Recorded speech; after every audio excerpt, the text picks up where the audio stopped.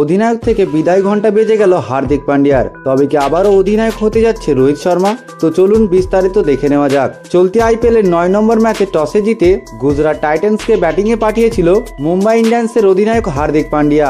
আর আগে ব্যাট করতে নেমে গুজরাট টাইটান্স নির্ধারিত 20 ওভারে 196 রান সংগ্রহ করে। দলের হয়ে সর্বোচ্চ রান করে সাই সুদর্শন। এছাড়াও শুভমন গিল 38, জস বাটলার 39 এবং রাদারফোর্ড 18। এদিকে গুজরাট টাইটান্সের 197 রানের টার্গেটের বিপক্ষে মুম্বাই ইন্ডিয়ান্স নির্ধারিত 20 ওভারে 6 উইকেট হারিয়ে 160 রান সংগ্রহ করে, যার ফলে এই ম্যাচটি গুজরাট টাইটান্স 36 রানে জিতে যায়। এবার আইপিএল 2025-এ এখনো পর্যন্ত Mumbai Indians back to back দুটো ম্যাচ হেরে গেছে। আর এই ম্যাচ হারার পরে মুম্বাই ইন্ডিয়ান্সের সমর্থকরা দাবি করে বসলো হার্দিক পান্ডিয়াকে অধিনায়কত্ব থেকে বাদ দিয়ে রোহিত শর্মাকে অধিনায়কত্ব দেওয়া হোক, কারণ হার্দিক পান্ডিয়ার হাত ধরে মুম্বাই ইন্ডিয়ান্স একেবারেই ভালো খেলতে পারছে না।